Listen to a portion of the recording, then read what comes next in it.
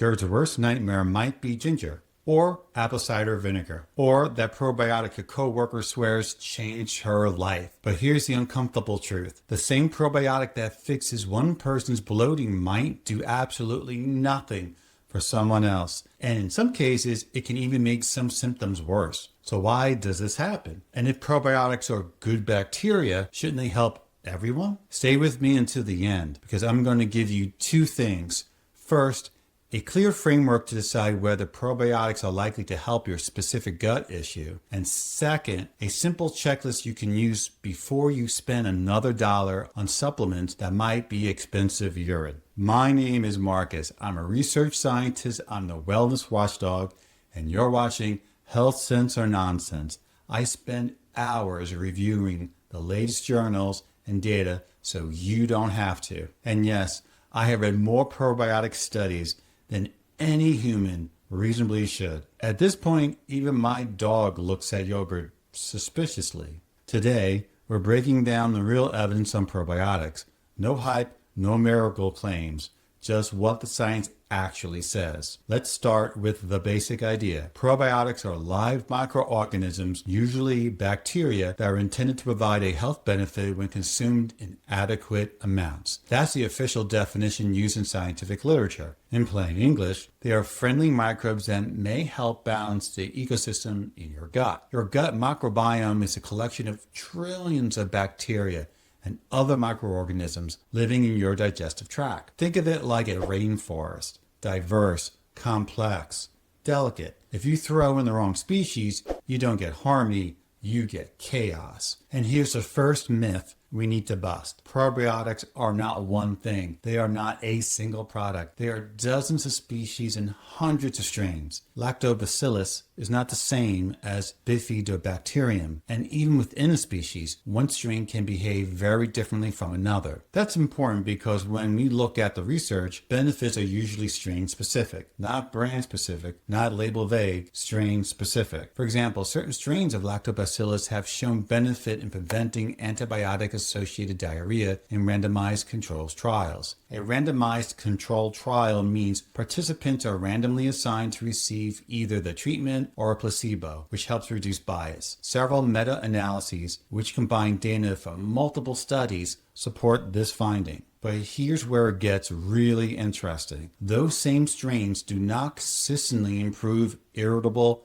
bowel syndrome symptoms. IBS is a functional gut disorder characterized by abdominal pain and altered bowel habits. Functional means there is no obvious structural damage, but symptoms are very real. So why do probiotics work well in one scenario, but not in another? Let's talk about antibiotics first. When you take antibiotics, you disrupt your microbiome. It's like bulldozing part of the rainforest. In that situation, adding specific beneficial strains can help fill the gap temporarily and reduce diarrhea risk. There is room to intervene. Compare that to someone with long-standing IBS. Their microbiome might not just be missing bacteria. It might be altered in complex ways involving gut motility, immune signaling, and brain-gut communication. Throwing in a generic probiotic is adding a few squirrels and hoping it fixes a forest fire. Multiple systematic reviews have looked at probiotics for IBS. The overall conclusion is cautious. Some strains may provide modest symptom relief in certain patients, but effects are inconsistent and often small. That's not a miracle cure. That's maybe helpful for some people. These are the most recent studies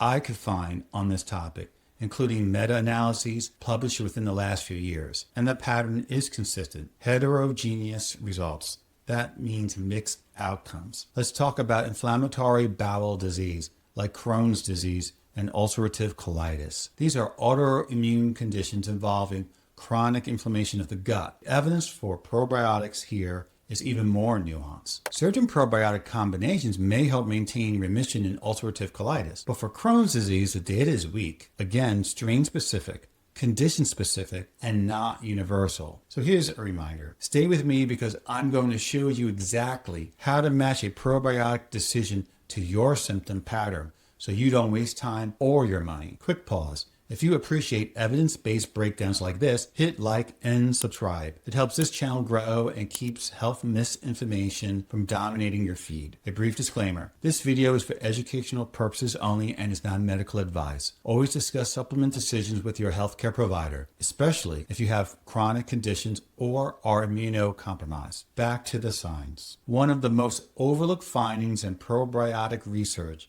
is colonization resistance. In several human studies using genetic sequencing, researchers found that many commercially available probiotics do not permanently colonize the gut. They pass through. They may provide temporary effects, then they are gone. In fact, one controlled study found that some individuals are resistant to colonization. That means their existing microbiome simply does not allow the probiotic strain to stick on. Others were permissive, meaning the strain's temporarily established. Translation: your response may depend on your baseline microbiome composition. That is rarely measured in clinical practice. This is why your friend says probiotics change your life while you feel nothing. Different internal ecosystems. Now let's zoom out for a moment and ask a bigger question. If probiotics are so inconsistent, why does the market keep exploding? Because the microbiome is real science, but marketing often runs ahead of evidence. Over the last 15 years, researchers into the gut microbiome have expanded dramatically. We now know the bacteria in your gut influence immune signaling, metabolism, inflammation, and even aspects of mood through what is called the gut-brain axis. The gut-brain axis refers to bidirectional communication between the digestive system and your nervous system through neural, hormonal, and immune pathways. That's real. But here's a leap that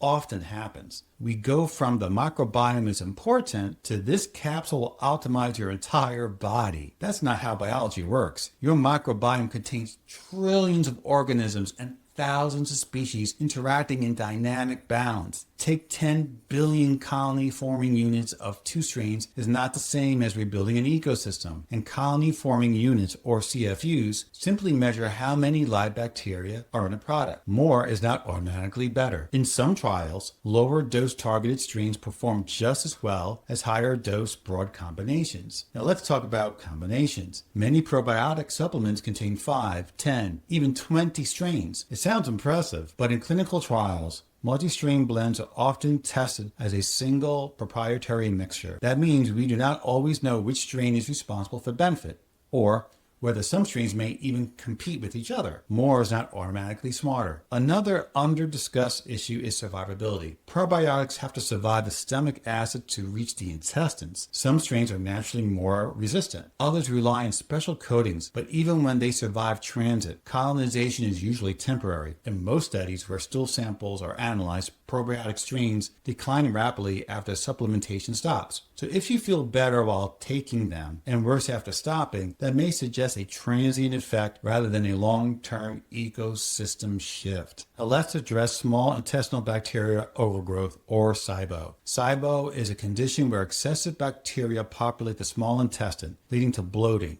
gas, and altered bowel habits. It is typically diagnosed with breath testing that measures hydrogen or methane gas production. In SIBO, adding probiotics can be tricky. Some small studies suggest certain strains may help reduce symptoms. Others show potential worsening of bloating in susceptible individuals. If your primary complaint is severe bloating that worsens immediately after probiotics, that is a signal. It does not mean probiotics are harmful in general. It may mean they are not appropriate for your current gut environment. Let's look at mental health claims. You may have heard the term Psychobiotics. That refers to probiotic strains studied for potential effects on mood or anxiety. There are several trials suggesting certain strains may modestly reduce stress or improve mood scores, but these effects are generally small and population specific. We're not talking about replacing therapy or medication. Again, promising area of research, not a miracle cure territory. Now I want to address something critical: baseline diet. In multiple controlled feeding studies, dietary fiber and plant diversity consistently shifted microbiome composition more robustly than isolated probiotic supplements. When individuals increase intake of fermentable fibers, such as insulin or resistant starch, researchers often observe increased production of short-chain fatty acids like butyrate or metabolites, are metabolites produced by bacteria when they ferment fiber. Butyrate supports colon cell health and may reduce inflammation locally in the gut. This is important. You cannot out-supplement a low-fiber diet. If your diet lacks diversity, probiotics are operating in a nutrient-poor environment. It is like planting seeds in dry soil. Now let's talk about the placebo effect. In gut-related conditions like IBS, placebo response rates can be high. In some IBS trials, placebo groups improve by 30 to 40%. And that does not mean symptoms are imaginary. It reflects a strong brain-gut interaction. This is why randomized controlled trials and meta-analyses matter. Individual antidotes are powerful, but unreliable. Controlled data gives us a clear signal. And here is a phrase I want you to remember. Biological plausibility does not equal clinical effectiveness. It is biologically plausible that altering gut bacteria might improve many conditions, but plausible does not mean proven. Let's discuss testing. You may see companies offering microbiome sequencing to personalize probiotics. The sequence here is evolving. While sequencing can identify broad patterns, we do not yet have robust, standardized clinical algorithms that map specific microbiome profiles to specific probiotic prescriptions with high confidence. In other words, personalized microbiome testing is promising, but not yet precision medicine for most consumers. So, what does the highest quality evidence actually support with a moderate confidence? Prevention of antibiotic-associated diarrhea with specific strains. Possible reduction of necrotizing enterocolitis risk in premature infants under medical supervision. Some benefit in maintaining remission in ulcerative colitis with defined formulations. Modest symptom relief in subsets of IBS patients. Everything else ranges from emerging to speculative. That does not make probiotics useless. It makes them contextual. Here is another practical tool. When evaluating a probiotic label, look for three things: genus, species, and strain. For example, Lactobacillus rhamnosus GG. The GG matters. Without the strain designation, you cannot match it to research. CFU count at expiration, not at manufacture, and storage requirements. Some require refrigeration. Stability matters. If a label says proprietary blend without strain level detail, you cannot verify evidence alignment. Let's bring this home. Why do probiotics fix some guts and fail miserably for others? Because gut disorders are not identical. Because strains are not interchangeable. Because ecosystems vary. Because diet modulates response. Because some benefits are preventative, not curative, and because marketing is louder than meta-analyses. If you approach probiotics with precision and realistic expectations, they can be a part of a rational strategy. If you approach them like a universal reset button, you will likely be disappointed. And disappointment often leads to people to escalate to more supplements rather than reevaluate fundamentals. The smarter move is targeted experimentation with clear criteria for continuation or discontinuation. That is how we separate health sense from nonsense. Now let's address another popular belief. Probiotics fix leaky gut. Leaky gut is a non-technical term for increased intestinal permeability. Intestinal permeability refers to how easily substances pass through the gut lining into the bloodstream. Some increased permeability occurs in certain diseases, but the term leaky gut is often used loosely online. There is emerging evidence that certain probiotic strains can modestly improve markers of gut barrier function in specific populations. But this is not universal, and we do not have strong evidence that over-the-counter probiotics seal the gut in otherwise healthy individuals. We also need to talk about safety. Probiotics are generally safe for healthy people, but in rare cases, especially in severely ill or immunocompromised people, probiotic-related bloodstream infections have been reported. Rare does not mean impossible, so where does this leave us? Here's a practical framework I promise. Before taking a probiotic, ask yourself 4 questions. First, what is my specific diagnosis or symptom pattern? Antibiotic-associated diarrhea is different from IBS. IBS is different from ulcerative colitis. Vague bloating is different from confirmed infection. Second, is there strain-specific evidence for this condition in peer-reviewed journal studies or meta-analyses? Not just probiotic help digestion, specific strain, specific outcome. Third,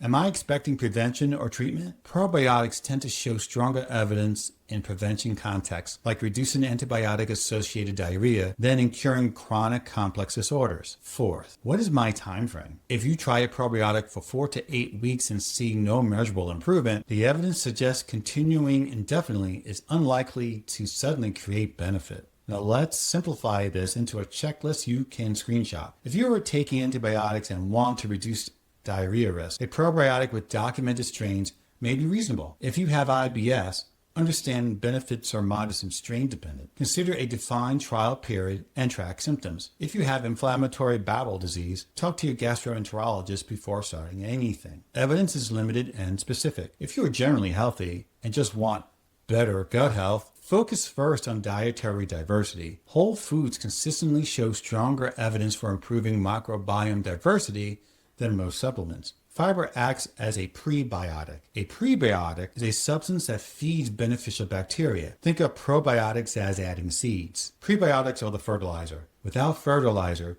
seeds do not thrive. Multiple large-scale studies link higher fiber intake with improved gut microbiome diversity and better long-term health outcomes. That evidence base is stronger than for most probiotic capsules. And here is a short version. Probiotics are tools, not magic. They can be useful in the right context with the right strain for the right person. Outside of that, they often fail quietly. Final quick disclaimer. This is general information, not personal medical advice. My name is Marcus. I'm a research scientist. I'm the wellness watchdog. And this has been Health Sense or Nonsense. Wellness Watchdog out.